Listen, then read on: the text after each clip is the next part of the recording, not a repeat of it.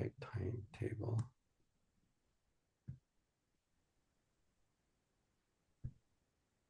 Okay.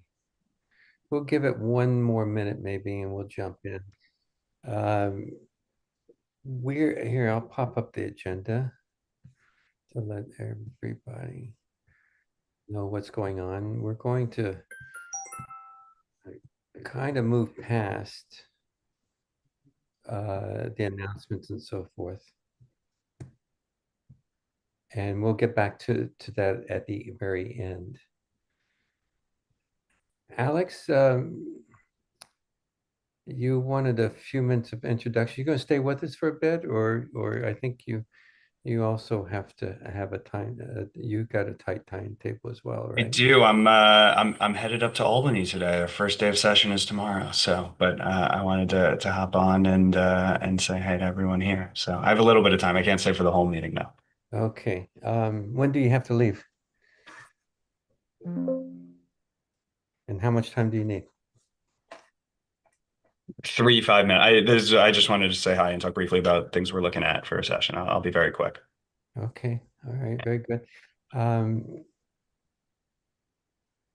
okay. Well, let's get started. Okay, and then we're Caitlin, if you'll watch people chiming in. Well, welcome everybody. This is Midtown South Community Council's Homeless and Housing Meeting that happens the first Tuesday of every month, and we appreciate you all being here. Like I said earlier, we're going to move past our normal introductions and so forth and get right to the main event. We're going to discuss that a little bit, and then we're going to take a break and go to COPA, and then we're going to come back to our discussions about Mamdani's um, picks, administration picks. And that because Katie LaSalle has a hard time, a short amount of time she can spend with us. We also have Alex here too, and Lindsay and Layla. And Charlie, why don't we just jump right in and since you have you have to get on to another meeting. Why don't you give us an overview as to how you came about being on the transition team, lead in with that, who you are, of course, and the process and maybe an overview of the administration picks. Yeah, I mean, I really am happy to be here to answer any questions folks have. I'm not sure exactly what would be interesting or useful, but just as background, the director of organizing at Housing Conservation Coordinators. I helped write some of the tenant protection platform for Zeron's team during the primary. And then more recently was named to the transition team. I think the transition work in general, the top line I would say was it was light. There was a good city and state piece about, it's we had like one meeting, and I think it was just kind of a general wanting to get a pulse check on people from across the spectrum. So, myself and some other folks were able to be the pulse check on tenant side. There were other people who could, respond from uh, to certain proposals from other parts, but it was not too substantial, I would say. And I would say so far I'm really thrilled, at least on the housing side, at the picks, especially Sia Weaver as the director of the mayor's office to protect tenants. I think most people in this call know her as someone who's been organizing with tenants and tenant movements for more than a decade here, as someone who um, is extremely aligned and really effective. That office, unfortunately, Adams cut all of the staff lines. So right now it's literally just Sia. I think the first battle will be filling it out and getting people who can make it run. But definitely excited for what's going on in the future there. Similarly, another person I overlapped with at UHAB was Dina Levy was named HPD commissioner. Again, couldn't be more thrilled. I haven't worked too much with Dina, but I would say I had about 10 people text me, this is the most brilliant person I've ever worked with. particularly excited that there's someone in a tenant organizing background. She was the director of the organizing department at UHAB, who can speak to both, all of the tricky and intense questions about finance and bureaucracy and logistics, but also comes like extremely rooted in that tenant organizing um, background. Have been really excited to work with both of them. I'm a Pinnacle tenant, and we have been pushing pretty hard for the past few months to get well, the previous administration and now Zoran's team to intervene and to have been met with partners who kind of sat down and said, great, like it's going to take a lot of work, it's going to take a lot of organizing, etc., but we want to help do this. Has been a remarkable change. And then Leila Bozorg at as the first deputy mayor. Haven't worked with her previously, but met with her and part of a group of the New York State tenant block. There were about 10, 15 tenants and organizers there in the room. And I would say the top line thing from that is that she said she really wants tenants to be and tenant organizations to be in the room when they're crafting their housing plan over the next few months. People asked her about her, working with the Adams administration. That's obviously something that keeps people or makes people uneasy. And she said her response to that was that she was brought in by Maria Torres Springer, someone who had been a mentor to her and she worked with closely for a very narrowly defined goal. And the minute that the administration started to get a little crazy, those were not things that she was supportive of, and that Zoran is the mayor and she's excited to execute his agenda.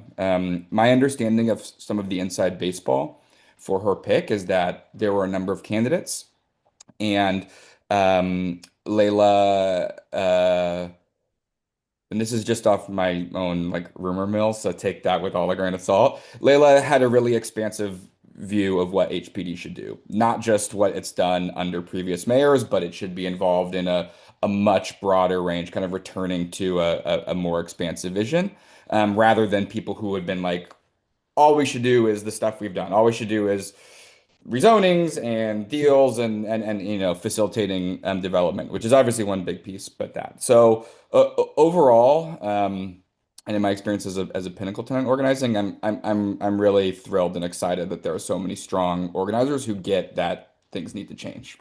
And yeah, happy to answer any questions people have. Oh, great. Great. Anybody you're concerned with?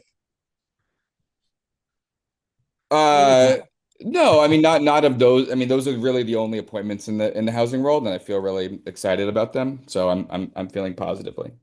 Okay, great. We have several hands coming up, and we appreciate you being here, Charlie, and we'd love for you to even come meet with us with our coalition, our Chelsea Public Housing Coalition. And let's get right to the questions. Alex, I see your hand up first. Go right ahead. Thanks, John. Thanks, Charlie, for sharing your time with us. I guess this is a two-part question. I'll start with the easy part. Well, both are easy, but so I know you're not going to answer on behalf of the entire transition team. So thank you. So beyond the first 100 days, does the transition team stick around, or is it like We're done? We're done. Okay. We had one meeting. It was one meeting. Okay, so the second part is with regard to the freshly announced rental ripoffs hearings that are going to take place in the 5 boroughs. Are they only going to be in the first 100 days? Or because the reason I ask is because in light of how ripping off tenants is like the culture of New York landlords, I personally would like to have it be like a regular thing. Do you have any insight on that? I don't have specific insight on the plans. I know that the thought process is wanting to balance something where people are able to come in and really interact with city government with like fixing the issues that are brought up and getting going. So I think that like the thought is we'll have this, we'll get a bunch of data and information here from people, and then we'll get to, we'll bring together and collate all that information, and then we'll get to work on it. I'm sure that there will be more ways to input issues after that. I don't know if it's going to be in the form of the same hearings or not. Great. Layla. Thank you so much, John, and thank you, Charlie. Very, very insightful. I also have a two-part question. The first one is, do you have any insight on who is going to be appointed with NYCHA, both for CEO and chair? And I know that if you did, you would not be able to answer this, but I Yeah, have to ask. I unfortunately have zero and have not even heard any rumors of names. Okay. And do you have a sense of when we can expect that appointment? Unfortunately, no, I'm sorry. Yeah. And my second question, also related to NYCHA, do you have a sense that NYCHA tenants will be included in these tenant rip-off hearings, or are they considered a separate class of tenants that would not really be included in those hearings? Yeah, I don't know for certain, not being behind in the specific plans, but it would be surprising to me if when there's being so much focus put on like we want to hear from everyone, if there were specific carve-outs, but not sure exactly. Sorry All about right. Thank you. Thanks. Thanks, Leila. And by the way, Leila, don't be shy. You're running for the District 3 Council. This is correct. You can talk a little bit more about that. Yeah. Marion? Thanks. Am I audible? Yes. Okay, this is a general comment that I want to put disability issues on the radar because often they're not included in candidates' programs. Disability meaning both transportation. I was involved in getting elevators on 23rd Street. And so many people from Chelsea Reform Democratic Club said, well, I live on 28th Street. That's not accessible. That has to be addressed too. Housing, accessibility, people, not only affordability. All of this has to be on the radar and on the menu, or otherwise it's not addressed or not attended to. And I just wanted to bring that up because so many candidates do not have, even starting accessibility on their program is the first step in advocacy, just as a lot of people in transportation had to fight for having accessibility on the menu of transportation groups that did not mention it. So this is my background as somebody very involved with disability issues. Yeah, That's all I wanted to say, but I wanted it out there, and it has to be on the radar, or it's a big fight as it is, and it's not on people's awareness of the needs. definitely agreed. Extremely important. Yeah. Thanks, Miriam, for always pushing that issue. Len?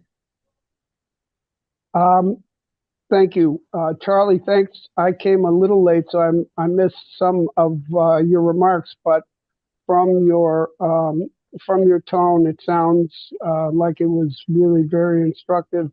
Thanks very much for coming and for being so candid with us about what's going on. My question really relates to process, and if you can give us any insight into that, that would be very helpful. Forgive me if you've already addressed this, but one of the things that we are working on, one issue that we are working on in Chelsea is trying to increase the profile of the struggle of the tenants against demolition.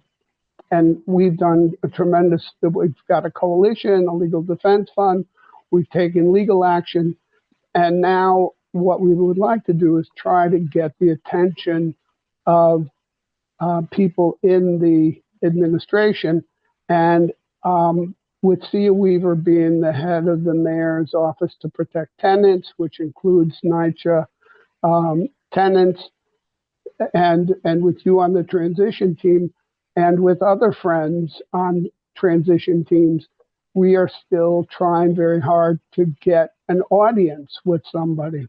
And if you could give us some insight into that, in terms of how we might be able to obtain an audience, either with the mayor or with Lila, that would be very helpful for us. Yeah, I mean, like I mentioned this earlier, I'm not sure if you were on for it, that, transition wrapped pretty quickly, and I think our input was limited, is how I would put it, Right. positively. I can just speak from the experience what we had as our Pinnacle tenant union. That's what worked for us. I mean, we certainly similarly were widely organized into like 50 plus tenants associations. I think we were reaching out to the transition team. There's a distinction between the transition team and committees. The committees were kind of ceremonial appointees that I was a part of. There was also a staff that was working on a lot of the policy stuff and it's being implemented now.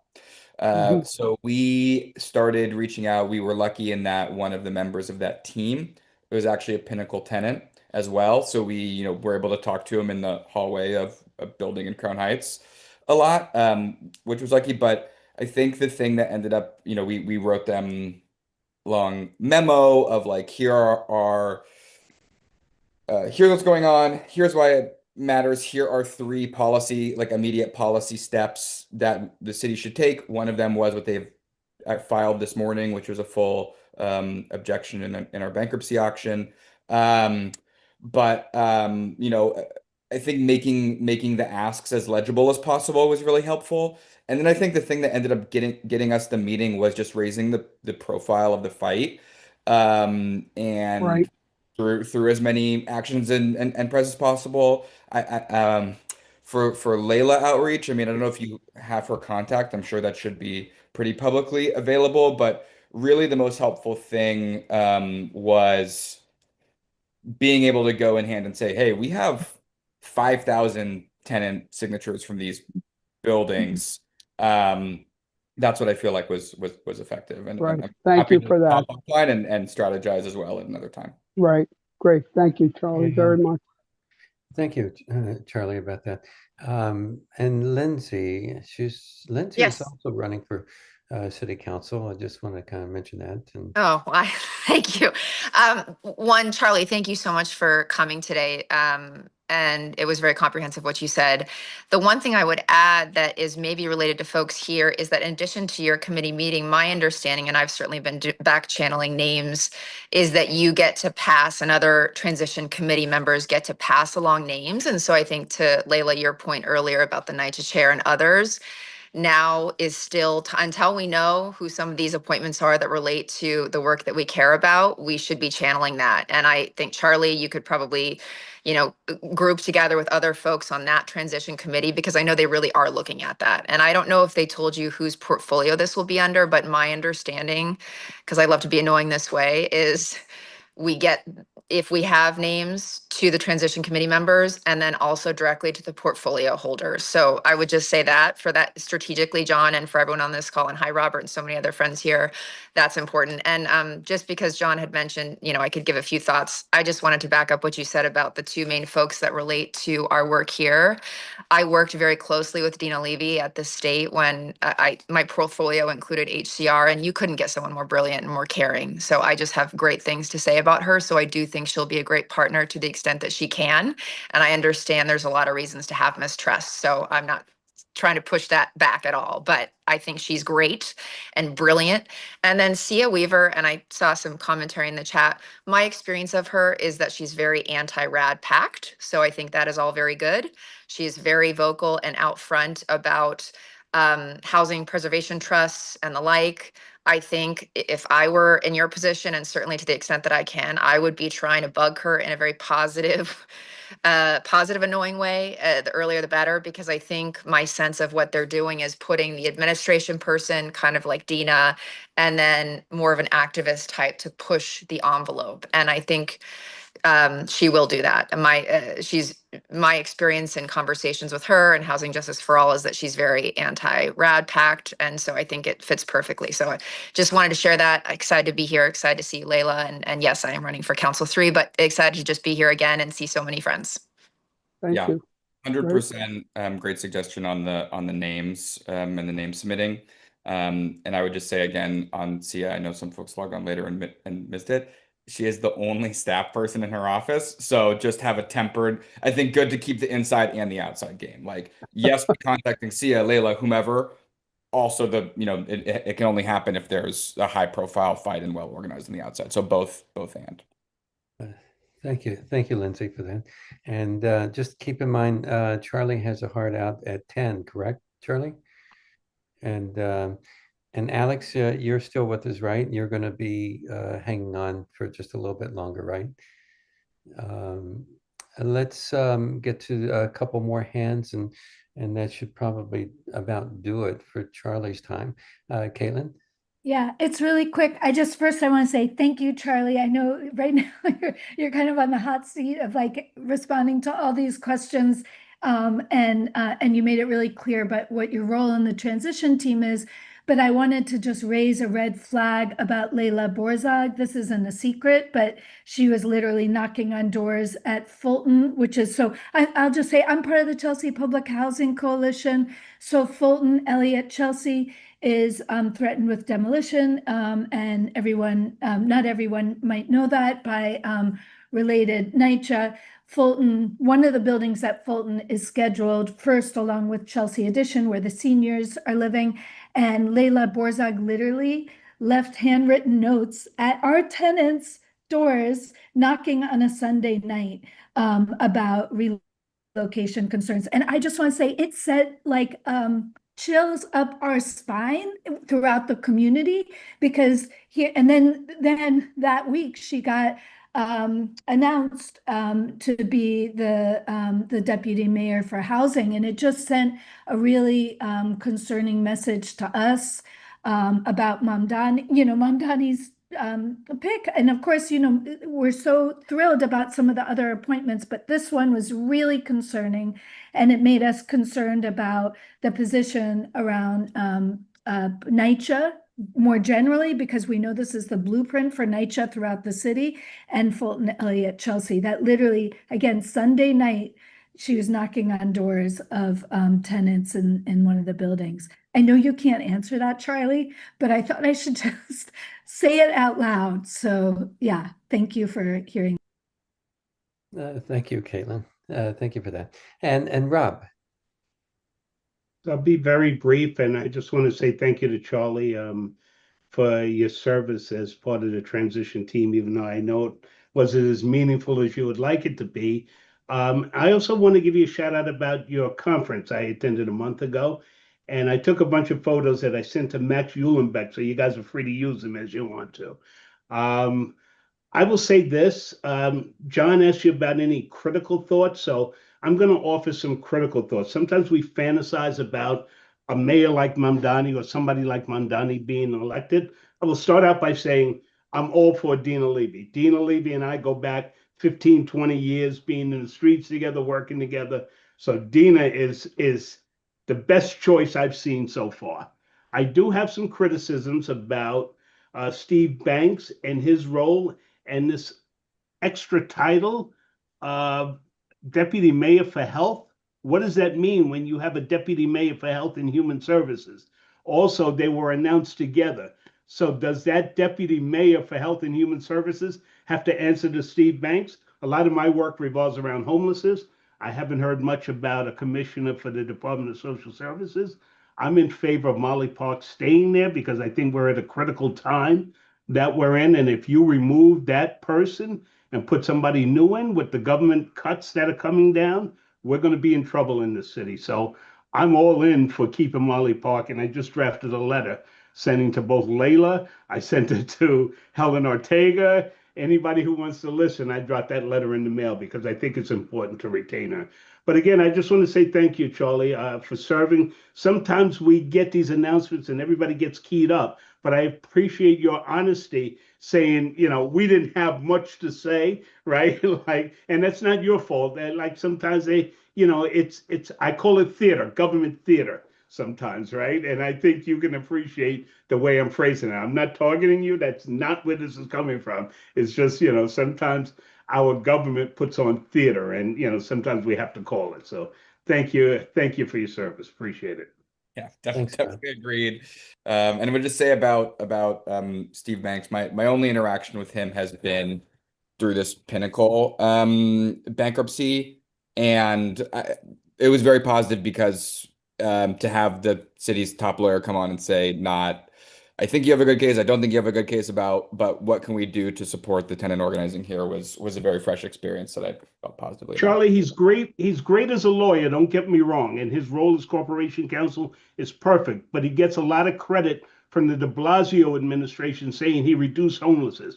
From my days going back to Picture the Homeless, homelessness has only gone up in the city. So it wasn't reduced. And I think that's where I'm looking at this, through a lens of homelessness and the problems that we have in the city with respect to that.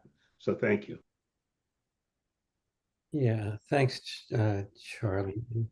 And do we have anybody else? Any other questions? John, I have just one other question. Charlie, could you put Sia Weaver's and Lila's contact in the chat? That Yeah, would be let me find I don't have the new emails actually. Okay. Yeah, I did send an email out to Sia, and of course, Yeah. Well, that's what we think her new email is. It's not for sure. yeah. But you didn't get a bounce back, so maybe it is her. Yeah, if you didn't get a bounce. But I do, John. Do we have Okay. John and Charlie? Do we have time for one more hand? Because I see Yeah, John I see Lava's John's hand. hand. Yeah. Hi, John. Go ahead. I don't have a question. It's more of like just like a statement. As far as the tenant stuff that I'm seeing, I like what I'm seeing so far. My fear is the whole new developments. And I'm not hearing enough about affordable, deeply affordable. I'm hearing a lot about just like the YIMBY build it in as much as possible, and then everything's gonna work out. And that's kind of like I'm just scared of that. And people I'm speaking to are kind of feeling the same way. Like this whole supply side thing, I haven't seen how it's worked so far, and I don't think that on steroids is really gonna do that much better. But Yeah, I can Yeah. just offer one anecdote, which is I don't know if you followed the presser where Layla was named deputy mayor for housing. It was at a city-owned site in Staten Island, and they came to me, symbolic. You have to put that in proper context, but a 100% deeply affordable building was or project is what they appointed her and made it a big show of saying that's our first thing that we want to do. So for whatever that's worth as a symbol or anecdote, that was encouraging. Yeah, thanks. And if I can just have one quick request, I know it's silly. Could we call her Buzzard rather than Layla? I'm sorry. Don't want to be slapped with, carrying those policies and, I am not a supply side first type person. And I did not slip any notes under NYCHA tenants' doors the day before Christmas. Right. Yeah. Well, we know your fight, Charlie, and I'm really thrilled to have known you for a bit and work with you on things, and appreciated the tabling at the conference, and we had a lot of fun going after the politicians, and we appreciate your support in that, side support or whatever. But we are looking for bring a delegate to Mamdani, and any help in that area. And I'll let you know when our coalition's meeting. I'm sure a lot of our coalition would want to hear from you too, if you have the time. And I know you need to make an exit here. Really appreciate having you as always. And anytime, of course, anytime you need, you've got this space. And we look forward to chatting with you a little bit more and working more closely together in the new year. Awesome. Thanks so much, everyone. Have a good one. Thank you. Alex Boris. Here, let me just unpin John there. Alex, are you still with us? I am. Here I am. I know your timetable is tight, and I just want to make sure I get you in here. We appreciate having you. And if you want to just kind of let everybody know a little bit about where you stand, particularly on public housing. If you and if you certainly, if you need more education, if you need a group to discuss public housing, we're here for you, or any other housing, or rent controlled tenant fights, anything like that, we're here for you. So Alex, go ahead, take a few minutes. Well, I really appreciate that. And I appreciate everyone taking the time and coming together. And I'll share a lot about where I stand, but also I'll start with saying any elected official who says they don't need any more education on an issue is the time to replace that elected official. We should all always be learning and talking to our community. So it's good to see so many friends here. Hey, Layla. Hey, Lindsay. Hey, Karen. You know, we can be running for the same seat and be friends.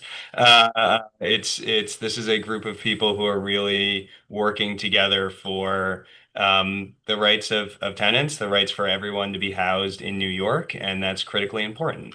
It is almost a cliche at this point to say there's a housing crisis in New York, but I think it's important that people start from that place and recognize what that means, and that means there's 100,000 students in New York City schools that experience homelessness. That people, you know, my age were just starting their families. My wife and I just had our first kid. He's 4.5 months old. But I have more of my friends moving out of the city thinking they could never afford to live here. We have longtime seniors that are on fixed incomes that are watching their payments go up and need to be leaving. So yeah, an affordability housing crisis. Absolutely, John. And that needs to be core to everything that we do. So I'm Alex Boris. I'm currently a state assembly member, hence the trip up to Albany, representing much of the Upper East Side and Midtown East. I'm also running for Congress in New York District 12 with Jerry Nadler retiring, me and seemingly half the borough, it seems. Although I'm going to have to retire that joke because today George Conway announced, and he lives in Bethesda, Maryland. So now I need to say half the Eastern Seaboard is running for this seat. But the reason this seat is so important to the discussion we're having today is because the federal government has access to so much of the funding that could be utilized to restore public housing, to fund the repairs that are desperately needed. This is a district that is deeply dependent is the wrong word, but I think we've had a lot of infrastructure investments from the federal government and need a member of Congress who will fight for all of those dollars, and make sure that when it comes in, it's actually controlled by people and for the benefit of people and not just for private developers. And so I stand firmly in your camp in fighting for more affordable housing, firmly in your camp in fighting warehousing. In fact, I have multiple bills at the state level that finds ways to fine and tax those that warehouse apartments, to discourage their use, to make funds available where needed, but to realize also that that problem is vastly overstated, and that often it is owners of properties who are just claiming that they don't have the funds in order to increase their profit. And we'll work with you on everything that we can to reduce the cost of housing, to make available more accessible housing. Yeah, look at that, Alex. It's a fun district for many reasons, that not the least. I see in the chat pointing out that it is the most educated congressional district in all of America. But there's one other bit about this race that is not directly related to housing, although I think you'll be able to see the quick parallel, which is for too long our politics has been controlled by those that have money, and those that can buy access, and those that can spend incredible amounts on their elections. And in this race in particular, there is a group of Trump mega donors, most of whom are very big in the AI world, who are very upset that I passed a bill in this last legislative session to regulate AI. They founded a $100 million super PAC to target anyone who wants to regulate AI, who stands up to Trump in these ways. And they named me public enemy number one. They initially said they'd spend $2 million against me. I looked them right in the eyes and said, I'm still going to push for all of these policies. They upped it to 10 million that they're going to spend against me. I think if I keep up the success, I can use all 100 million of the super PAC and spare any other candidate from having to deal with it. But I bring that up not only because I love talking about AI, but because there's two reasons. One is there's proof I will stand up to the moneyed interests. And when people are spending $10 million against me, I will stick to my positions and I will continue to fight. And two, because this is literally Trump mega donors. This is Joe Lonsdale, who spent $1 million to elect Trump, Mark Andreessen, who spent $5.5 million, and Greg Bruckman, who was Trump's largest mega donor in the last 6 months. He gave $25 million to Trump's super PAC. So that is who is coming into the district. Everyone here is saying we're going to fight Trump, but there's only one candidate that Trump's mega donors are fighting back against. And so as you choose between the 11 candidates currently in the primary and beyond, once we talk about independents and Republicans as well, I think you'll hear a lot of rhetoric from a lot of people, but you've heard rhetoric from a lot of people on the issues you most care about. Look for the people who are willing to take it on the chin and stand up to them. And with that, happy to take any questions, chat more. I imagine this will be first of many conversations, but I really wanted to join, say hi, welcome everyone back, say Happy New Year, and have an ongoing conversation. Great, Alex. I really appreciated meeting you, and I felt that you were very genuine. And I know when we talked, you had mentioned you'd like to know more about public housing. And if you help us, if you're in the fight with us, I'm sure you're going to have a lot of support here. And one of the more appalling things, of course, as of late, is the Venezuelan thing, and I hope that you're there denouncing that all the way, unequivocally. And I sent a message out about it, I think in November, and then in December, and then the morning that the actual military action happened, loudly denouncing what Trump is doing here. And sometimes I hear from the politicians, they sort of are okay with talking about how he's a dictator and so forth, but they're sort of rationalizing the work, what Trump has done. And when I say it unequivocally, we have no right. And I hope you keep standing strong. And with that, I see some hands up, and Caitlin. Thank you so much. Thanks for all you're doing, Alex. And I think your AI bill is really important. I mean, I know that was just in the news today that they're trying to strike down state regulations. But also just on the Trump mega donor and connection with housing in our community, Steve Ross, the former, the chairman of the board of Related, is a real estate oligarch, Trump mega donor. And they're, of course, Related is trying to demolish our public housing. So we hope, that we can call out the real estate oligarchs and the Trump mega donors and the, Cuomo supporters all at once and come together, and would love to know your position on the proposed demolition of public housing, or what you think you could do in your current role in Assembly, but then also in Congress to prevent this from happening. Yeah, it's a wonderful question. I think there's got to be a better plan than the one that is put forward now. I've spoken to Layla about this a lot, and to others on this call, and demolishing, forcing seniors to move. It just feels like there is a lack of respect for the current tenants in a way that is horrifying. And so I want to be careful on, speaking of what I could do federally from a congressional standpoint, and speaking of what I can do from a state level as a person that doesn't represent it at the state level, but would in federal. And so I just need to be careful in my role there. But to be unequivocal, I think there's got to be a better plan, and I'm very disturbed about the idea of forcing these people to move. And it's easy to say, oh yeah, we'll build something new and great, but it's like the reality of living through this is much, much tougher. Yeah, let me slip in here for another thing. Your relationship to Mamdani, is that something you can help develop and meet with the yeah? So I was on Mayor Mamdani's elected official transition team. I know him very well from being a legislator with him for 3 years. Our weekly basketball games in Albany, along with actually working together on legislation and opposing each other on places where we disagreed, but have a very productive relationship with him and a lot of his circle. Oh, great. And we can call on you to help us with, great.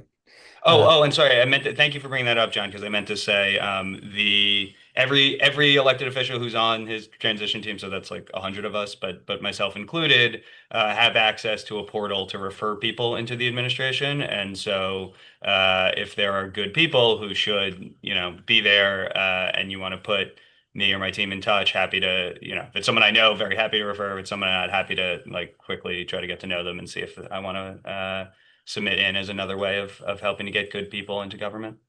That's wonderful. I appreciate that. And I know Alex is have a tight timetable too as well. And let's get through these few hands we have up. If you would stick around with us. Miriam? I was at the Democratic Club 504 the other night, and you got very high praise for being accessible, available. You get a call, we need you, you'd be there on disability issues. I wanted to bring that up. I do want to mention, I don't know if you were still there, that somebody raised the issue of not only stressing affordability, but accessibility, and how many seniors might, for instance, move into an apartment and over time they had needs. And this is something that could be included. And I have just a memory of a meeting that we scheduled, transportation advocates, and somebody asked, well, how wide is the door? Because I don't know if my wheelchair is going to fit in. And we never thought about that. And we couldn't hold it there because we wanted her to come and she couldn't come. And there are just so many issues that are not on the radar, not on the menu, and with affordability and accessibility. Okay. Absolutely. I really enjoyed that conversation, and thanks for your ongoing engagement and support. As you heard, my mom has multiple sclerosis. I think about issues of accessibility and the disability community frequently, and so we'd love to talk more about that. I know Lindsay's got to dip out and others, so I'm keeping my answers short. But yes, we'd love to chat through these other questions and make sure there's time for others. Thank you. Yes, Len and Layla, then Layla. Len, go Yeah, ahead. I have one, just two quick questions. One is, how do you plan to fund your campaign? And are you going to take corporate money and APAC money? Number one. I'm taking no PAC money whatsoever, with the potential exception of unions. I'll take from labor unions, but beyond that, no PACs of any kind. All of the money that I raised in this past quarter was from individuals. And number two, what is your relationship to organizations like the Working Families Party, DSA, and New York Progressive Action Network? I talk to everyone. I certainly talk to them quite a bit. I'm not, a DSA member, if that's the question, but no, I have worked with them, much like Mayor Baldadi. I've worked with them on a lot of issues we agree on, and occasionally we disagree, and I say that when that happens. Right. Great. Alex, you're always welcome in the space too, by the way. Thank you, John. So far, you're talking our language, and your staff as well. Layla? Thank you, Alex. Really good to see you. It's a question more than a comment, and I certainly understand that deference to the assembly member is a thing, but I just want to flag for you that this whole NYCHA project, demolition and reconstruction, hinges on massive influx of funding coming from the state and would have to be approved and ratified by the Public Authorities Control Board. So I would urge you to have that on your radar. And my other comment would be that, as much as we know that, the demolition project would need public funding, it is also true that an alternative would also need public funding. And right now, this advocacy is not really present at the state level. And I think, I would love to, sit down with you and, in your current capacity, start to explore a little bit how that could look like, and, maybe bringing a larger coalition of state electeds. Once again, we respect deference, but I think that, having a little bit of a nudging to, push for better policies that maybe others didn't think about would go a long way. I love that, and thank you for saying that. To be clear, when I say deference, I mean, like, I don't want to speak as the assembly member for it, but that doesn't mean that I listen to the like it's not the member deference of the city council where I just do whatever the member who represents the area thinks, right? Like I want to be clear, I am my own vote on any of those aspects. So and would do that at any level of the legislature that I serve in, and would love to think about how we can direct more of that funding there. I mean the taxes I mentioned at the start on to discourage warehousing, the fines and the taxes on that I've proposed would raise $850 million a year. So there are sources of funding that we can use to direct to actually keeping housing affordable. Yeah. So And yeah. the stock transfer tax is also a big one that we are very, very strongly advocating for. So lots of possibilities that, you know, would love to discuss with you. Thank you so much. Love Yeah, it. absolutely. Are you signed on the stock transfer act? I am not, and happy to talk about this more. It's the sort of thing that I think at the federal level would be quite easy to do, and I worry about how easy it is to just move trading across the river to Jersey, and if it would actually raise the amounts that are estimated. But it's a question of implementation and a conversation to be had there, which I would love to continue to have. Okay, good. Have you talked with some of the legislators on this at all? Yes. Okay, good, Yeah. very good. Leila, you still have another question? No, that's permanent. Sorry. Okay. And as far as the administration picks, anybody in particular that you feel strongly about and or negatively about? I know you're probably not going to do the negative. No, I frankly, session starts tomorrow, and I've just been focused on what we're doing at the state level. So I don't have any strong thoughts on anyone that's there. It just doesn't necessarily mean I wouldn't when I see what they're doing, but I don't have anything to share now. One more quickie. When is the executive budget coming out?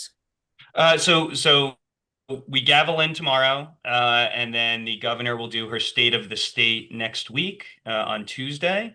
And then usually the budget comes out like within a few days, max a week from that. So within 2 weeks, we should see it.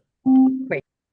Okay. And the state of the state largely paints the picture of what's in the budget itself. But Okay, I think we have to get to our next. I think I do hope you stick around for a little bit if you want to add comment.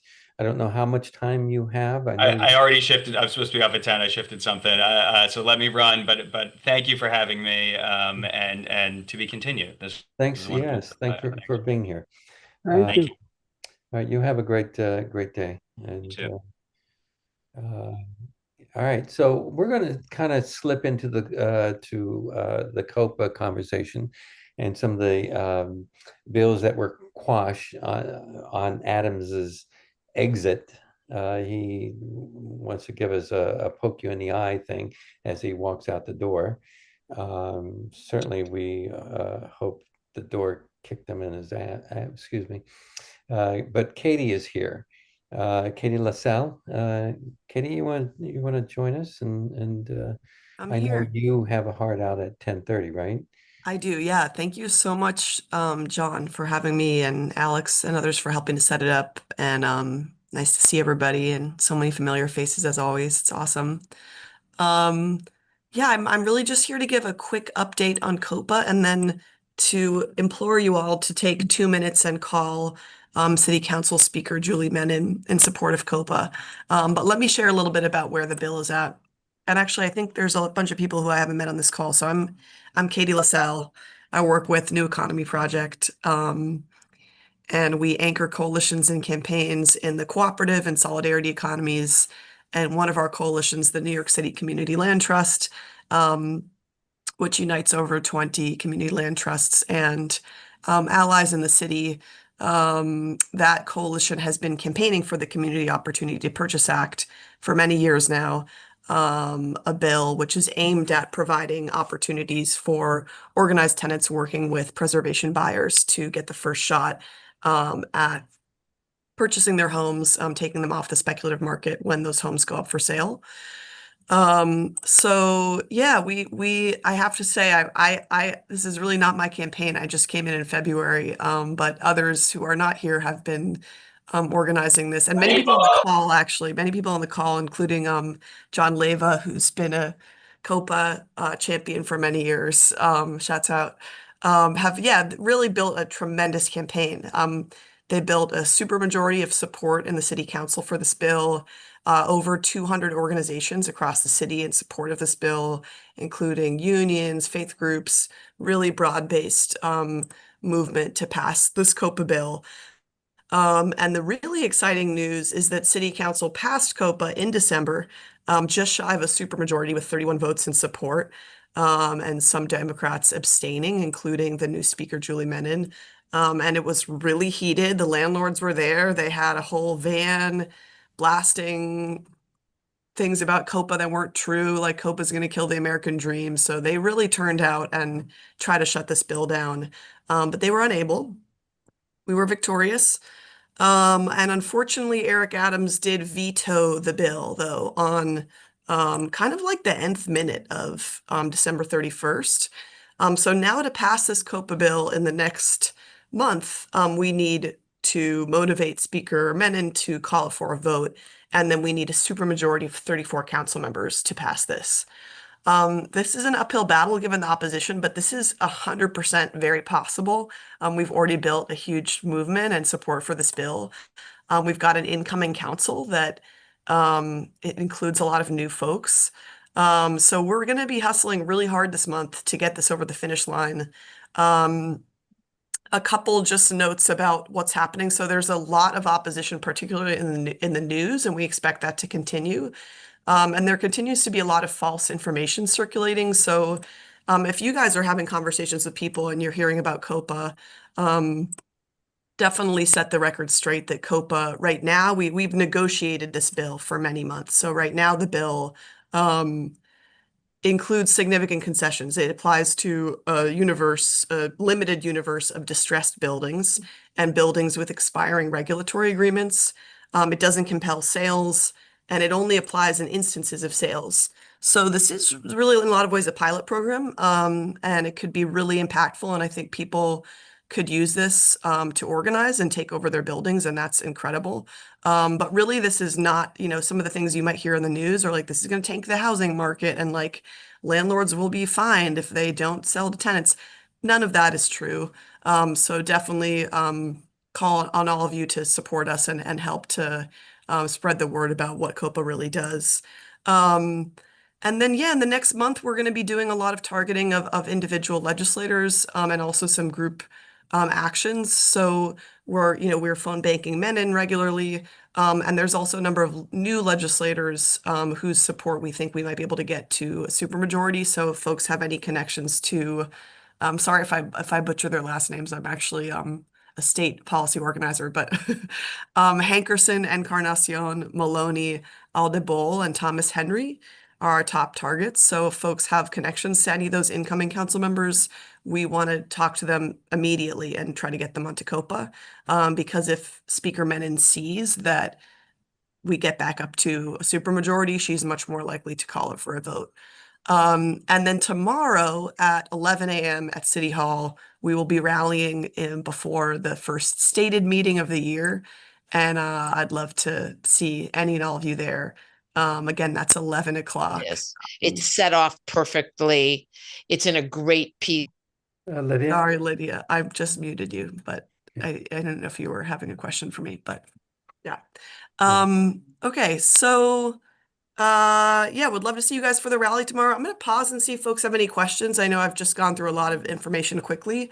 And then maybe we might have 5 minutes to just call Speaker Menin together. So any questions about where COPA's at? Yeah, Katie? Katie, we have a couple hands up, but one thing I have heard is it would take too much time and they'll lose a sale. The process of selling it to a nonprofit. I've heard a few other things, but that's one of the things that people are really ferocious about. That they'll lose the opportunity to sell their place. So thank you for bringing that up. That is not true. San Francisco, it's true that they're saying that everywhere, John, and it's like they literally had a van sort of blasting such messages out in public. But the truth is that, so first of all, there's a multi-stage process for COPA, and at each stage, the interested buyer, the preservation buyer, has to indicate that they're moving to the next stage. And if the preservation buyers say, no, we don't want this, then it moves to the private market. So those stages have been severely negotiated. They are really short. We don't think this could add more than max a couple months to a sale. What I hear when I hear people freaking out about the sales is like, how dare you challenge our right to a really fast speculative sale whenever we want? And we don't want houses changing hands overnight, right? We want this to be thoughtful. We want development and purchases to be thoughtful. So a couple months really is not very long. And also that's again, it's only going to apply to about 1% of buildings in New York City and only the ones in sale. So just the idea that this is, first of all, going to have an impact overall on the market in that way is just not true.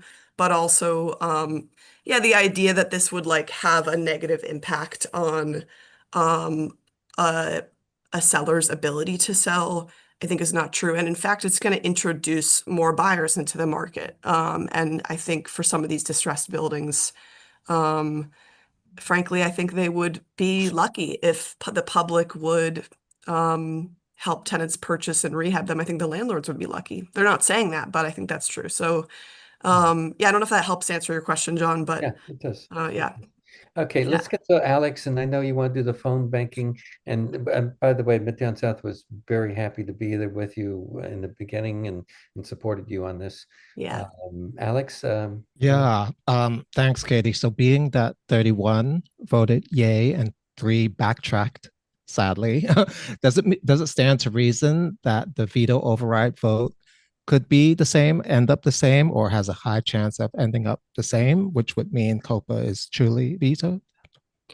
It's really up to us and who we can get. I will say it's so interesting working in state politics and now working on the city campaign. Like we were like texting council members up until the vote. So this really is a matter of sort of like there's some council members that are hearing a lot from real estate, and they're hearing from advocates, and we really need to just like keep the pressure up. And I even think there's people that abstained in the previous vote that might vote yes, plus the new folks.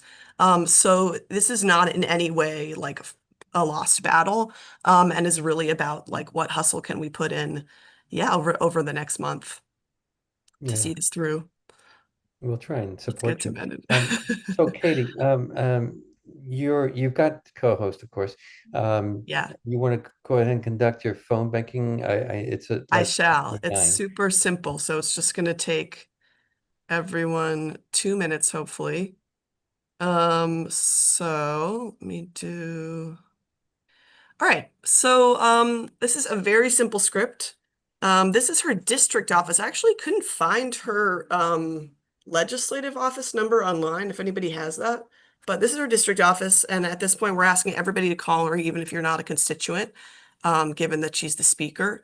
And we're urging her to bring COPA to a vote.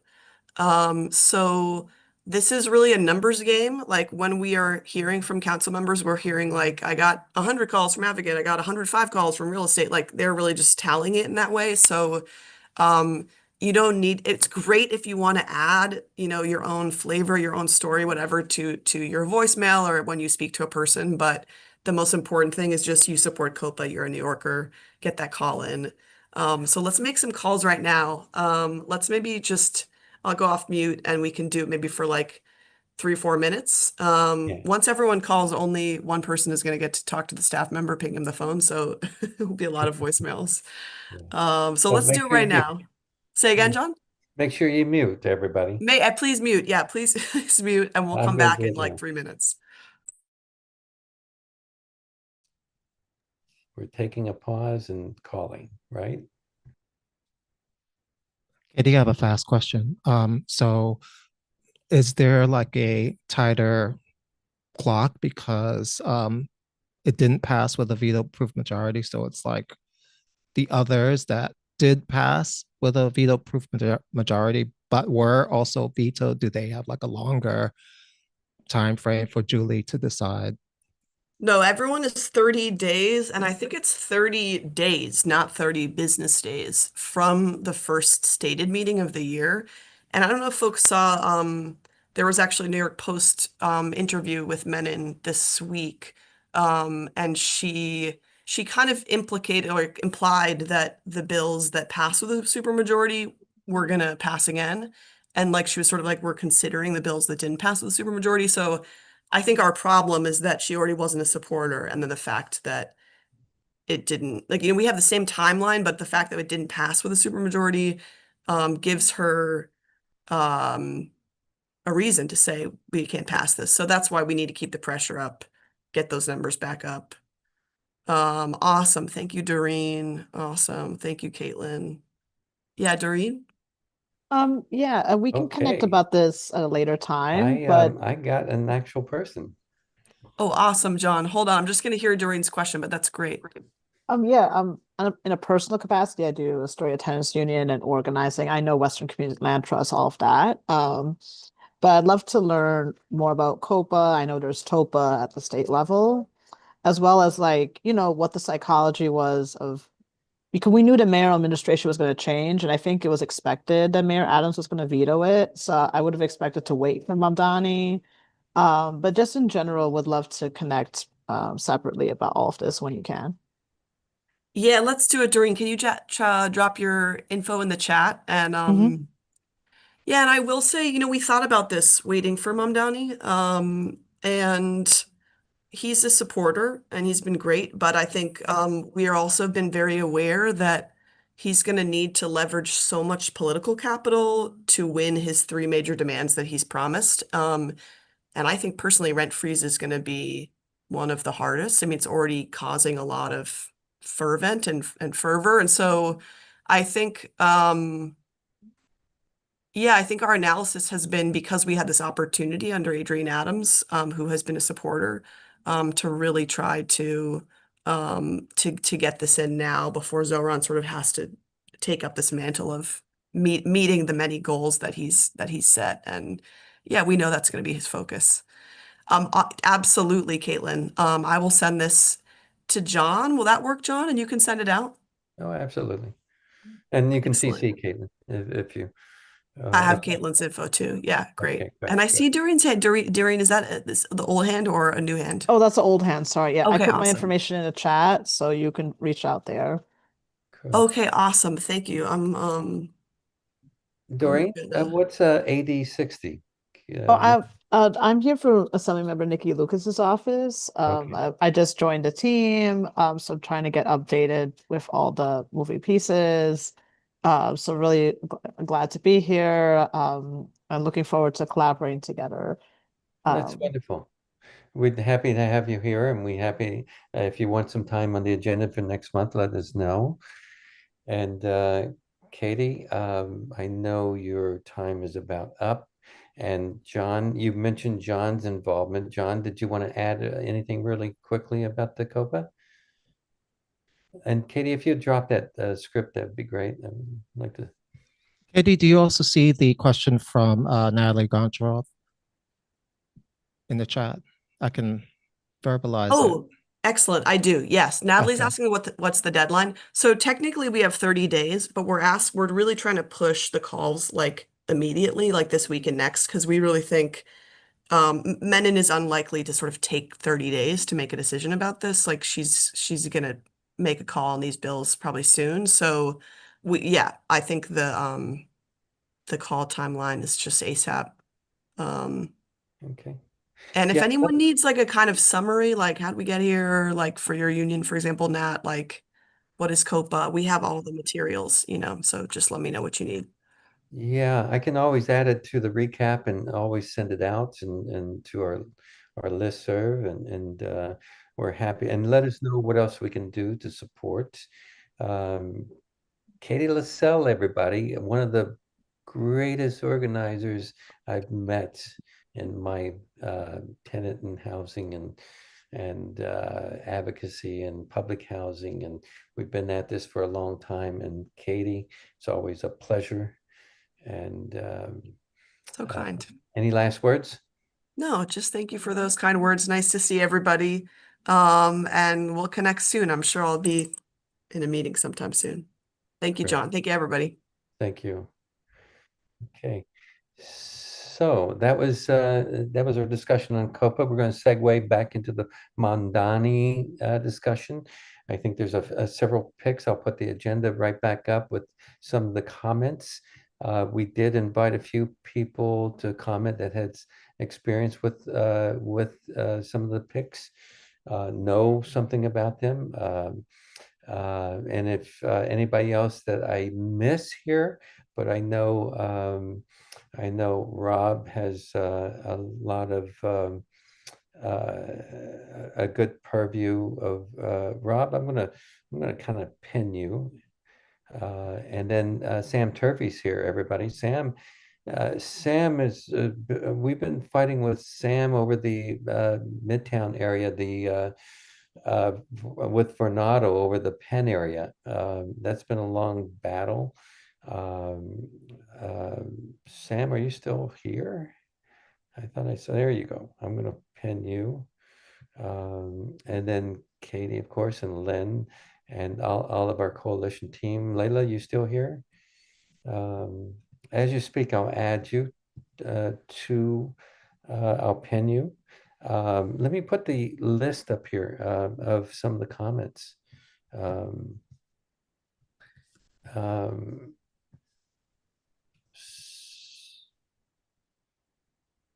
So, by the way, the Stewart Hotel at Adaptive Reuse, I'm going to move that to next month. Ted Houghton was involved with some of those folks, and he has a lot to say about that. So we're going to move that to next month. And we also are going to have a discussion with Sam Stein. Rob and Sam Stein is going to talk about his article and dig in deep with his article. And that's going to be a great conversation. If you don't know about Sam Stein's article, I recommend you reading it. He talks about what Mamdani will be up against and what kind of support maybe we can help and push our housing initiatives through. But some of the appointments were, I think Rob brought up was Steve Banks. Of course, we mentioned him already. Helen Ortega. I don't know if I said that name quite right. Sam mentioned Julia Curson and Mike Flynn. And of course, Dina Libby was brought up, and everybody seems really pleased with her. Tasha Van Auken was mentioned, and of course, Layla Bozarg. And then Nicely made some comments on some folks. And I think, Sandy, you had some thoughts about a few people too. Let's keep it constructive. Let's keep it out, let's not attack any folks here, but let's talk about them, what they have supported, what they have not, and how we might gain their support. So with that, Rob, won't you start us off? Thank you, John. I'm going to be very brief because some of my comments are going to be a repeat from before. I didn't talk much about Sia Weaver. I think the office that she was appointed to, and Charlie brought this up, is an office that wasn't funded under the de Blasio administration. So there was one person working in the office, right? So you couldn't be very productive.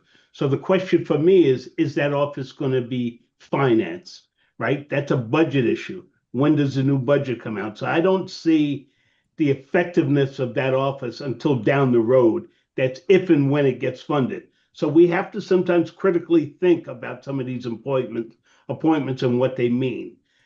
Along those same lines, I was always questioning, when are we going to see an appointment of somebody with power to make change?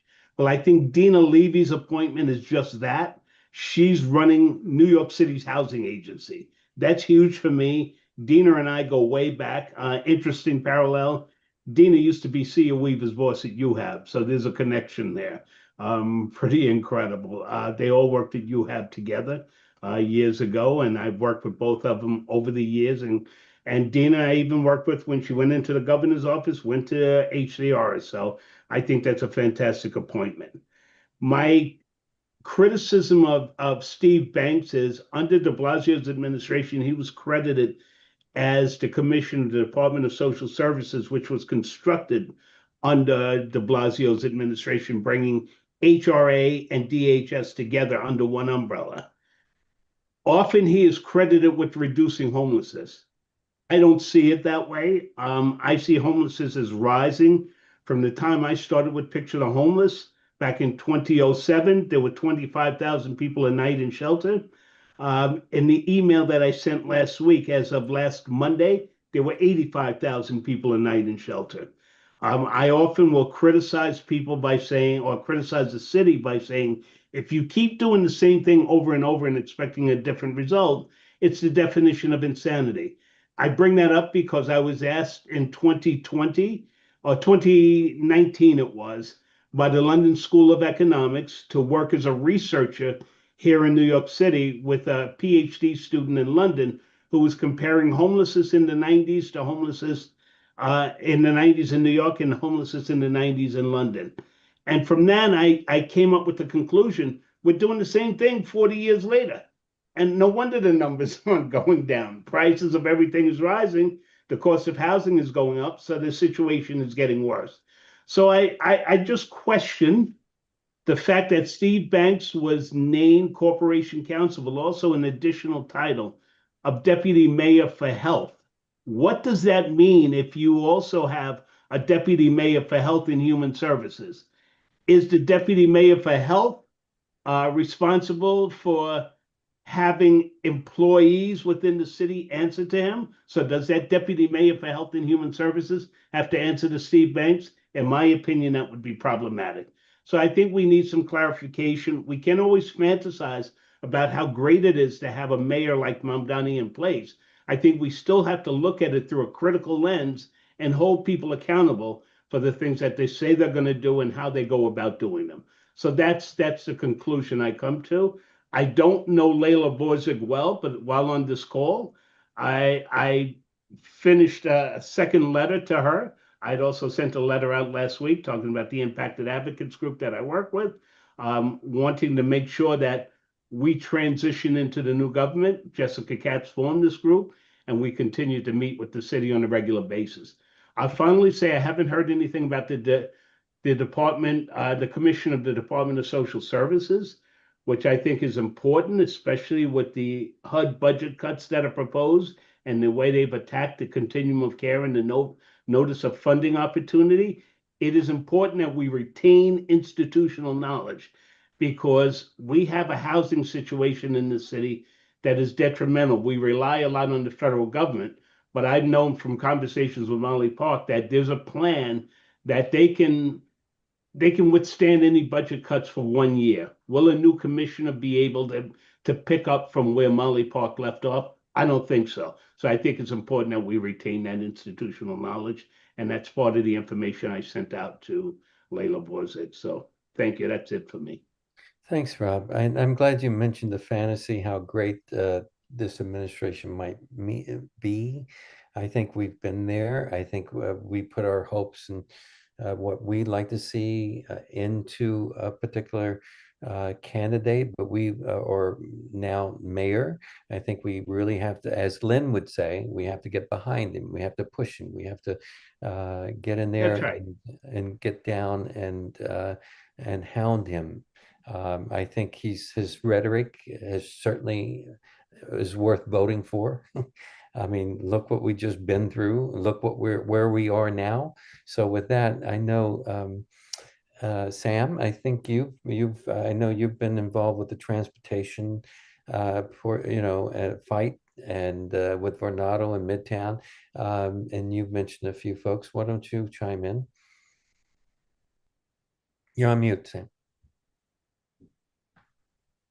And thanks for being here. Oops, did we lose him? We lost him. John, are you recording this? Yeah. Oh, okay. No, I just wanted to say for anybody who wanted to offer up something controversial or like spicy or, whatever, then John offered to temporarily pause the recording and then unpause it when you're done. Yeah. I mean, in exchange, we just ask that you be constructive and say, like, not just like, oh, you hate so and so, like say something constructive that maybe you can change the person's heart and mind or something. Wonderful, Alex. That's very well put. And we'd like to be, you know, informative and out there for the public and for our coalition. So, but if you do feel a little shy, yes, speak up. I think we lost Sam here. Anybody else want to chime in? Sandy, Layla, anybody else? Okay, Sam's coming back on. Len, anything? Yeah.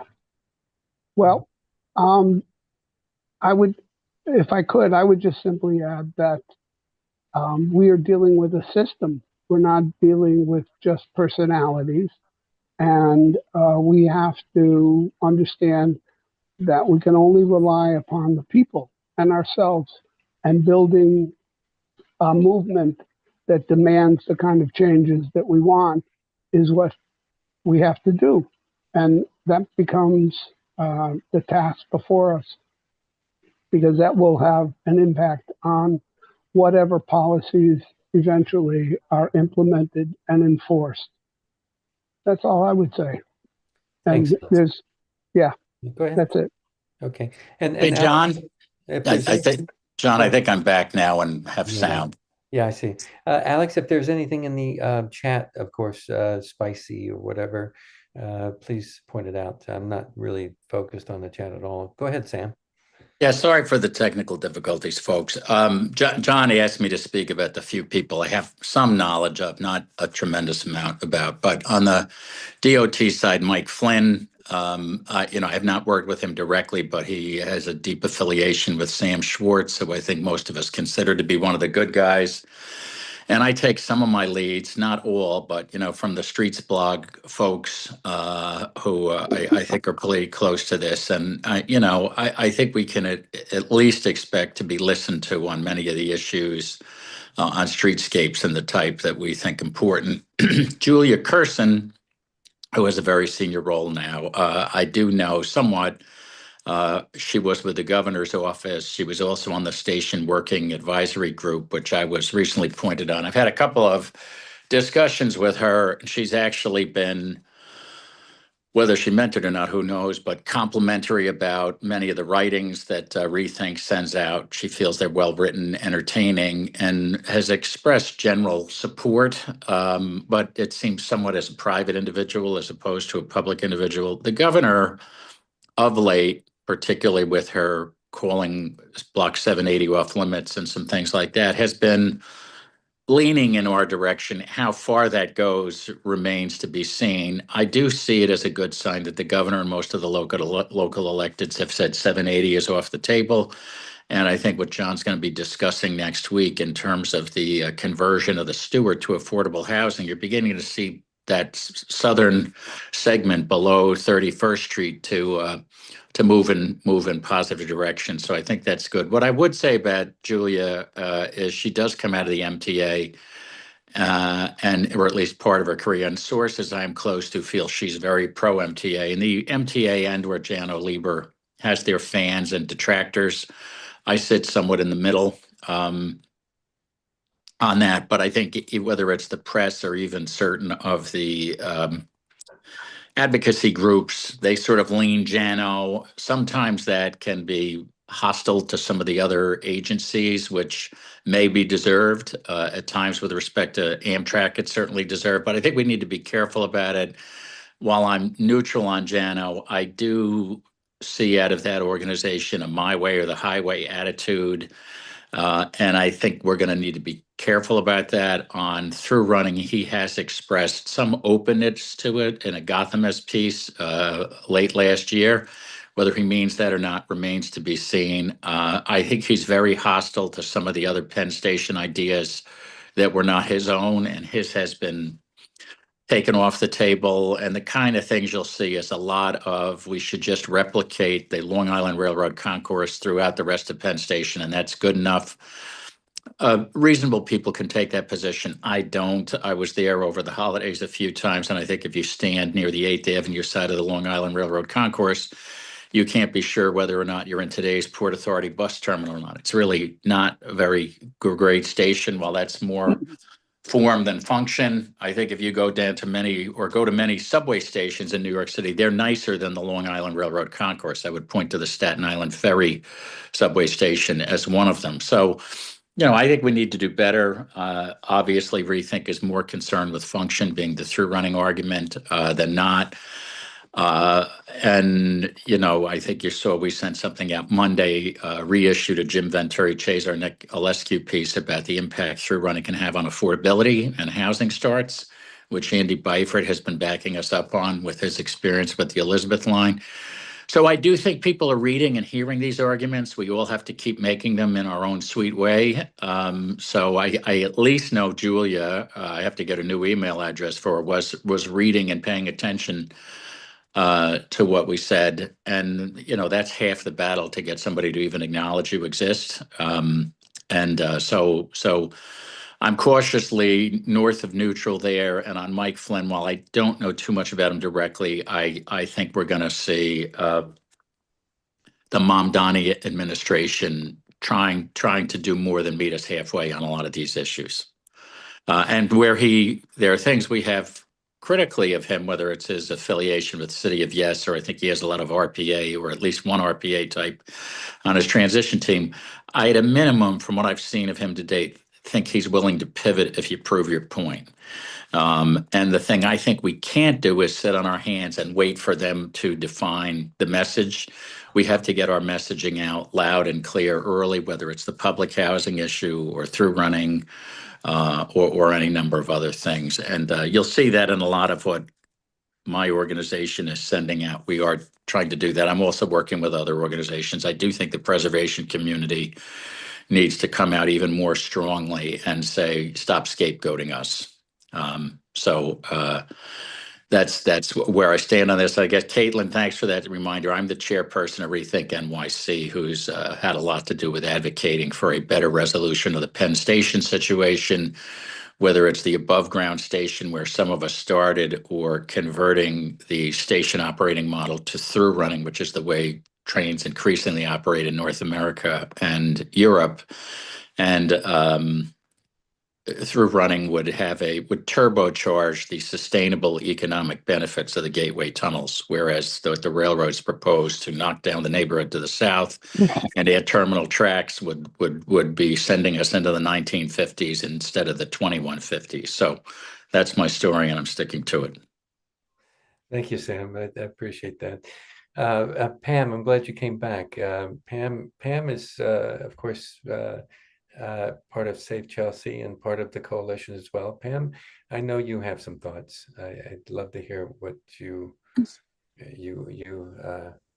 thoughts. John, I have some thoughts, but I am here to listen and to learn from all of you, and I'm just gonna go with that. This has been very informative and impressive, and I'm grateful for the opportunity, and thank you. Okay, I'm always grateful to have you here in this space anytime, and with our coalition. Thanks, John. Thank you, John. Sure. Okay. Who else wants to go next? Sandy, I know you've got some strong opinions and good opinions, and I always love to hear from you. Well, thank you, and thank you all. And I have also, as Pam said, learned so much and need to learn more. My perspective comes, I'm from Brooklyn, for those who don't know me. I'm from Fort Greene. And I've Sandy, seen... can I interrupt you for, this is being recorded. Is that okay with you? That's okay. Okay. I mean, my bad reputation precedes me. So, I'm on every post office station with a red circle and a line going through it. So it's okay. Look, my perspective comes from being in a community that had been predominantly Black, is predominantly white, all on the basis of lies that began with Bloomberg, continued with de Blasio, the mandatory inclusionary housing, heir to inclusionary housing, the rezoning ploy, the the business of don't pee on my leg and tell me it's raining, because that's what the affordable housing has been all about. So the idea, for argument's sake, of the third-party transfer, which basically was a ruse that targeted Black communities and ended up basically handing over to nonprofit organizations properties on a false basis in many cases, scares me about COPA. So let me just put that out there. The taking over of private property, not as a white entitled person, but as a Black person that owns valuable brownstone properties in and around Brooklyn, is of concern to me.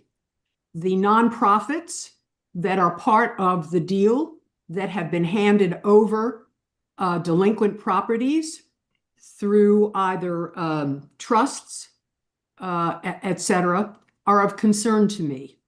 So I'm tired of being told that this is going to be public good, and it ends up being public bad.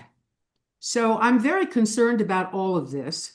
And as for, as for the affiliation with Open New York, the YIMBY organization, some of whom have come like Borzog, et cetera, it's very concerning because, again, if you believe in supply side housing, I guess all of this is good. Build, baby, build. On the other hand, if you realize that, as Len mentioned perfectly, that it's really an institutional problem that we have, because when you have a funding that's reliant on HUD, we're reliant on the AMI, which is a joke in and of itself.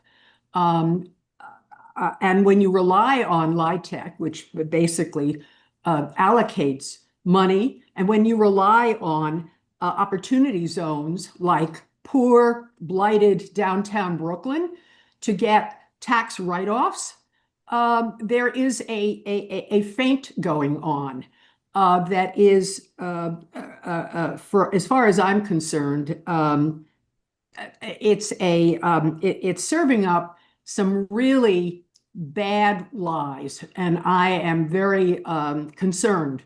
I don't second guess Mamdani's good intentions. I really don't. I think he's an honest broker, but I think he's naive, and I think he surrounded himself with a revolving door of people who are not going to, when all is said and done, do anything much different than was started by Bloomberg and subsequently exacerbated by de Blasio and then Adams. So that's my 2 cents. Sorry to go on and on. No. I promised myself I wouldn't say anything, to tell you the truth. You asked me twice, John. The second time, I couldn't help myself. So I hope to be forgiven for my words. As far as I'm concerned, fuck Sia and fuck Borzog. Fuck them. I don't buy any of it.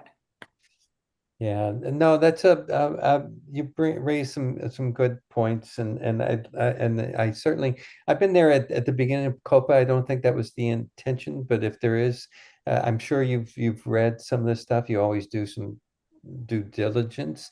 I'll get you together with Katie, and I think this would be a good discussion to be had. Maybe there's, I know there was a little concern about these nonprofits not, being, serving the real estate developers.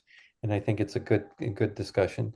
And you put us, you really put it out there for us to really kind of focus on, and how important it is to, if he is naive, Mamdani, we need to educate him, and that's all good.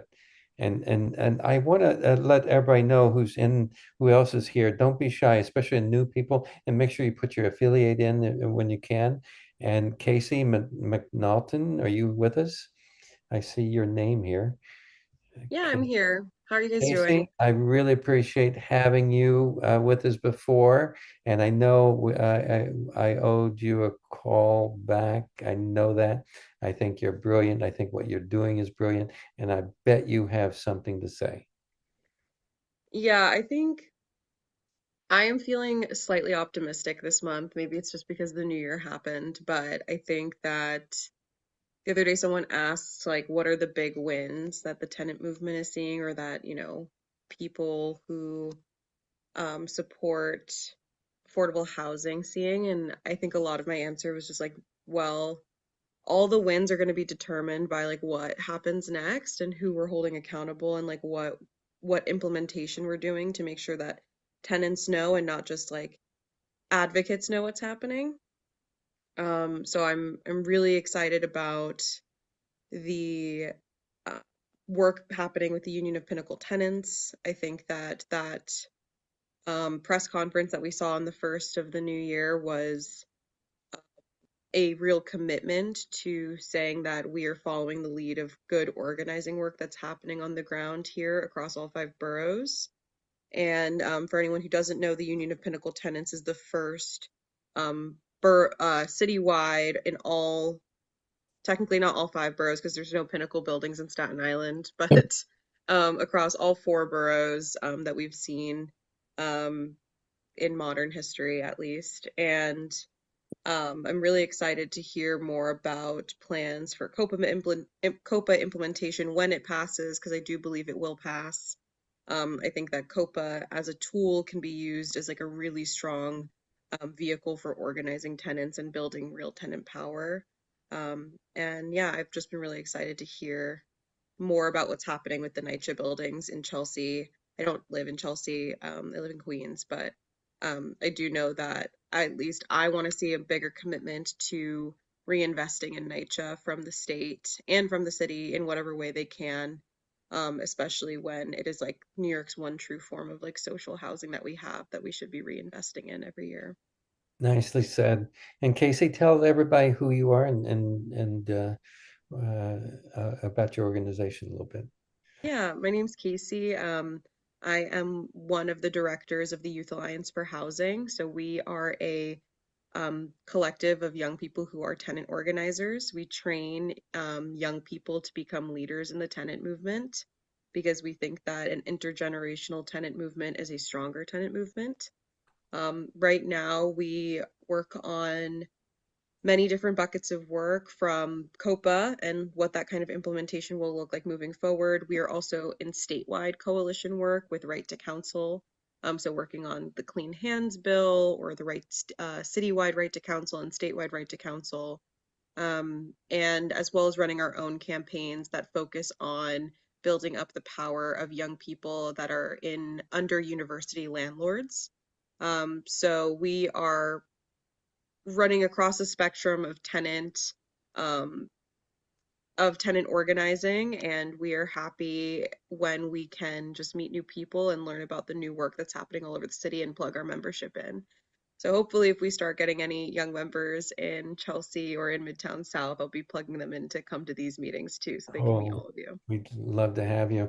And you've been getting our notices for the coalition meetings. You're on that list? Okay, good. And yeah, we need to get some of the old people out of the way. Bring replace me. Come and Hey, watch it. Take over. And no, we appreciate the inspiration. You guys give us inspiration in your involvement, and we have a few people in our coalition that are helping to drive a few initiatives, and we appreciate that. And thanks for being here, Casey. And Rob, and then Len. Thank you. So my big comments are directed at Sandy, which I will speak to first, but Casey, I'm interested in what you had to say. I like working with youth as an elder, as somebody who is known as an OG, as the term goes.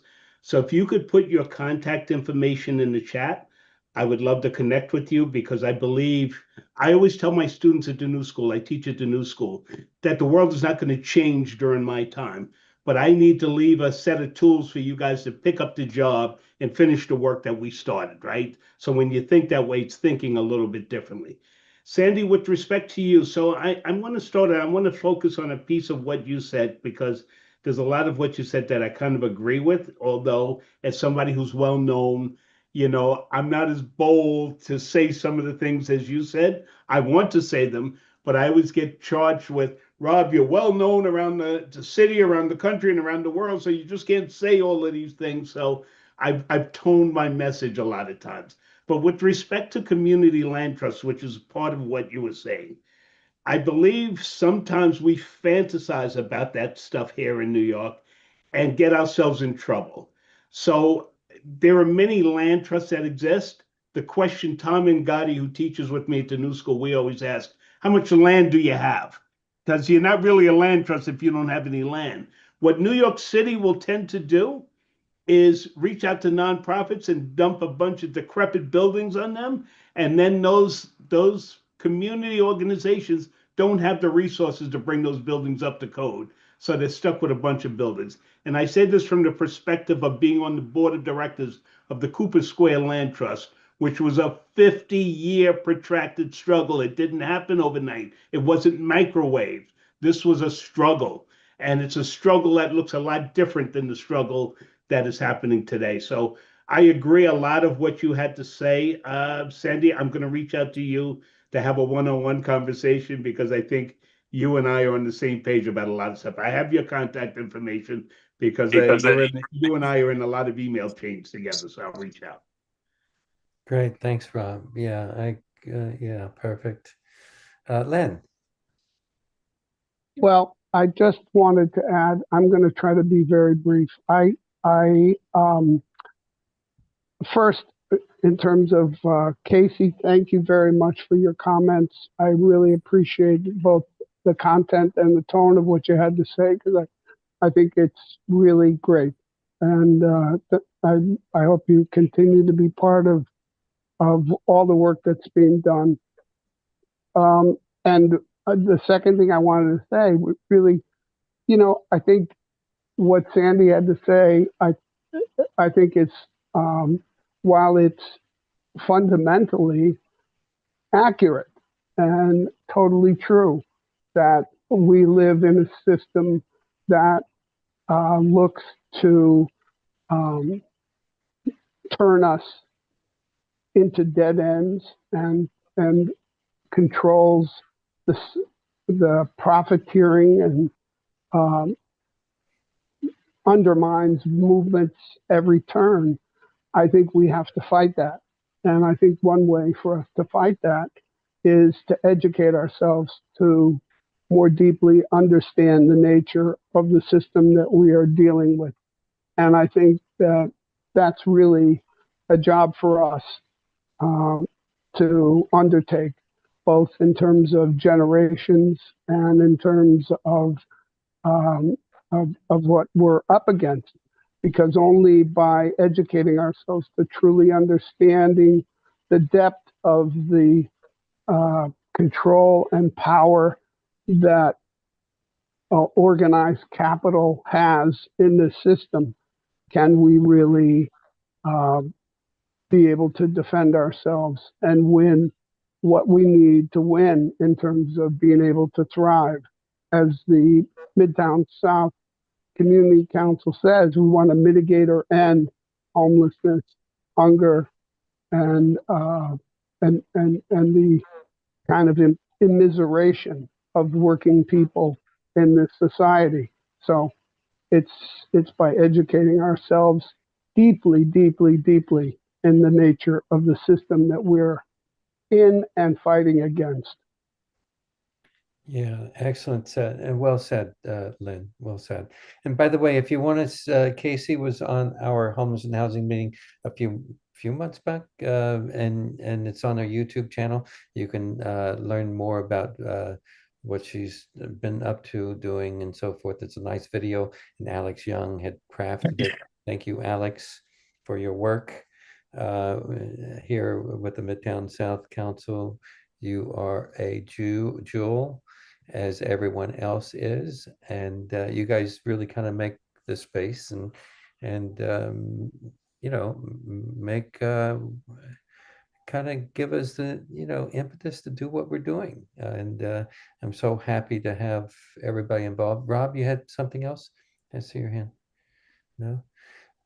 No, that went up Okay. accidentally. I put something in the chat just following up Leonard's comments. I believe what he's talking about is ongoing popular and political education, which we don't do in this country, right? I've done that a lot with Brazil and some of the movements I work with outside of the US, but that's a part of what you're talking about, Leonard. We just don't do it. And that's the job of social justice organizations. So they are failing. I do say that, right, Sandy? That's something I'll say constantly because we take huge missteps.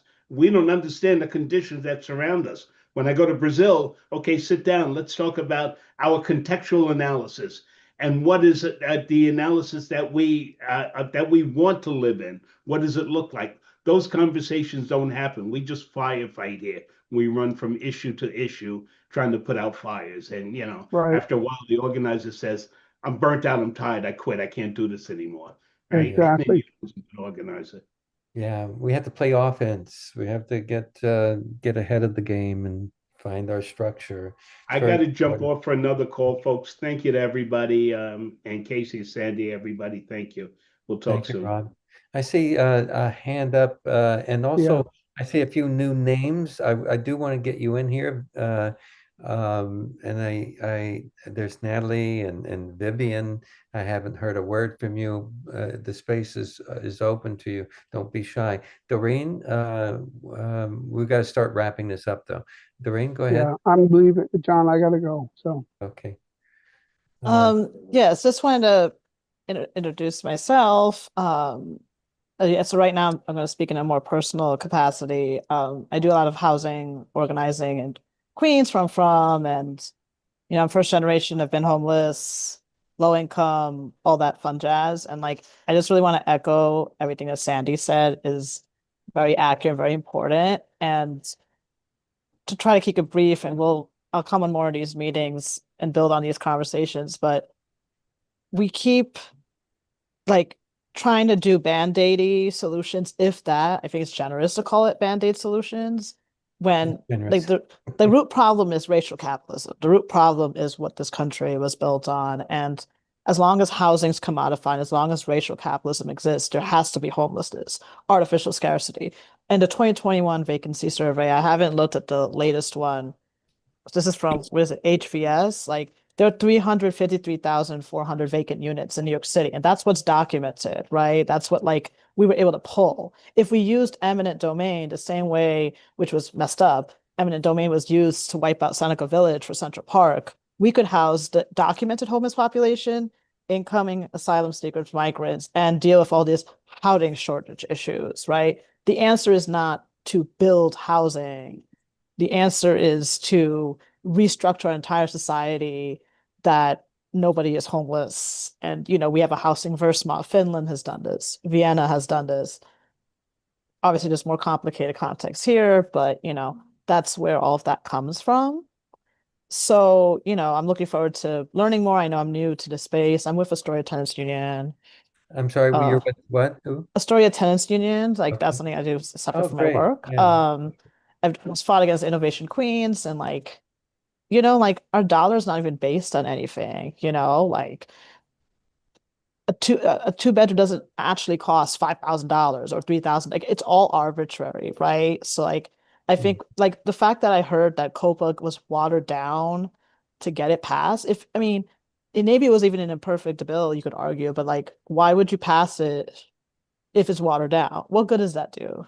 Like based on what I heard, and I'm looking forward to learn more. And I know there's also the TOPA, the state counterpart. So I want to hear more about that too, especially because I work at the state level now.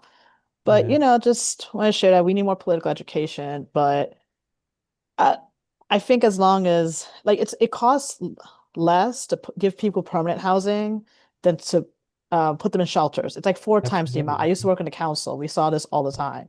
So like there's a lot of structural issues that are just not being addressed. There's not enough awareness on it. and there's not enough political will for people to give up their own privilege and power and currency power and passport power, you name it, so that no one dies and suffers here locally and globally. Yeah. Yeah, no, you're not wrong on any of this. They did the same thing with Clean Hands back and lots of other bills. This is what they do. They fight for the developers, not for the public. That's where our problem lies. You can see that with overseas, what they're doing. Our political body that works for the developers.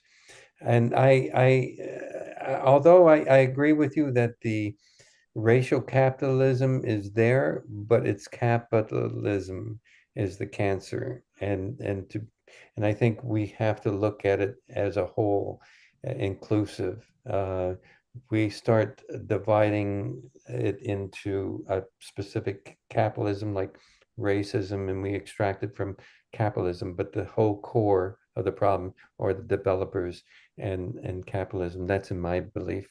And No, I mean, of course, but just to clarify, I mean, in this country, race and capital are linked. Of course, like Yeah. it applies to everyone. Like most people on public benefits is white people, right? Based on population numbers. But like it's a very intentional thing. The way gentrification works to settle colonialism. The same Right. kind of stuff happening in Palestine and elsewhere. Like it's the same. I've been through it. I've been displaced. I've Yeah. moved so many times and I'm from here. Yeah, So we see this in our communities again and again. It's violence. Are And you involved with the public housing in your area? Are you? I have been. I used to work for Justice for All Coalition, and I'm familiar with, Queensbridge, Rainforest, Astoria houses.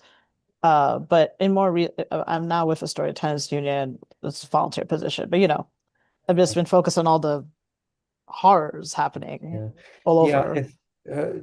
HCC, when I first met them, they were really focused on tenants issues. Now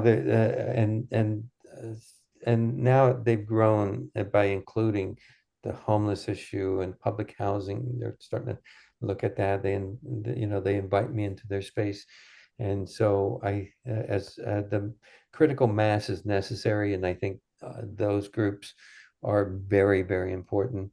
But yeah, I get where your group is focused, and there's a lot of organizations just on tenants, but I urge any kind of group to look at it as a whole.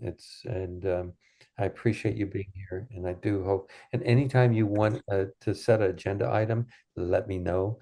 The space is open to you. And Alex, I think, has something to say or a Yeah, question. I mean, well, it's 11:18, so like if you wanted to stop the recording before I say my spicy constructive criticism, because I don't really want it to be on YouTube.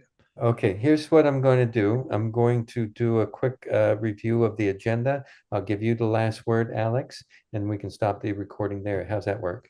Okay. Okay. Just to whiz through the special introductions. By the way, if anybody new here that want to speak almost the last words, feel free to raise your hands. I think Natalie, I don't know if you want to have anything to say, or Miss Murphy, is that Nigel? Nigel?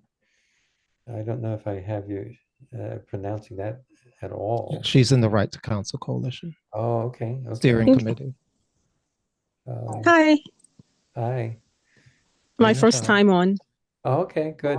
I thought it was. Good to have you. So you're with the Right to Counsel group. That's great. I appreciate having you. Thank you. Anything you want to add before I move on? No. Okay, great. We'll see you back here soon. Okay, great. So with that, let me just run through the agenda real quick, if there's any points. This is kind of backwards, but we had a lot of people with certain time limits.